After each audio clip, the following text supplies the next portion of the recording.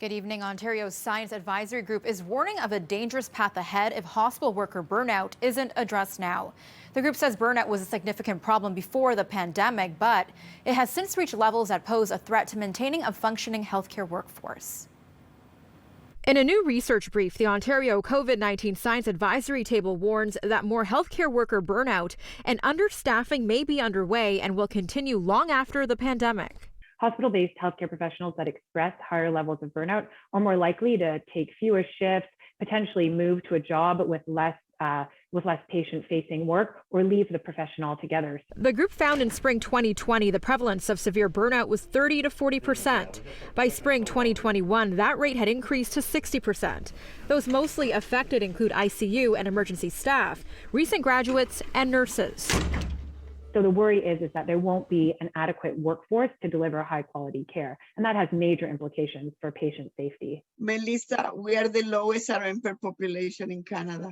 The burnout being felt by nurses is something the Registered Nurses Association of Ontario has been documenting since before the pandemic.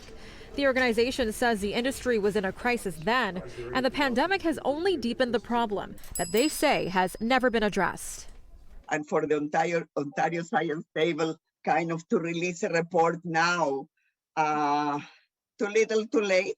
The only thing I can say is if the Premier wants to get out of this horrible situation, because it's horrible, he first needs to demonstrate that he really wants to do that by basically repealing Bill 124. The bill introduced in 2019 limits regular annual salary increases for nurses to 1% for each 12-month period.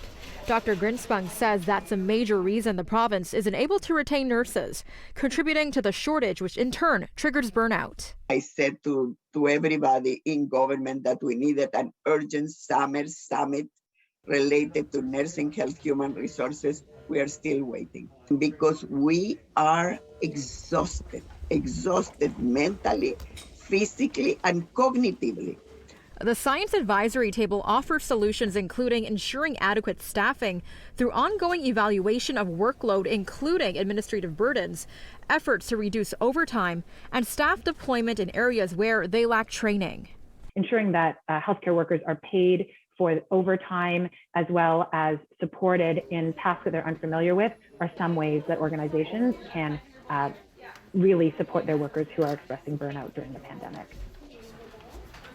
The report also recommends bringing in more new graduates and retaining current staff with financial compensation, all the while building supportive workplaces. The Registered Nurses Association of Ontario says that will be difficult to accomplish unless Bill 124 is repealed.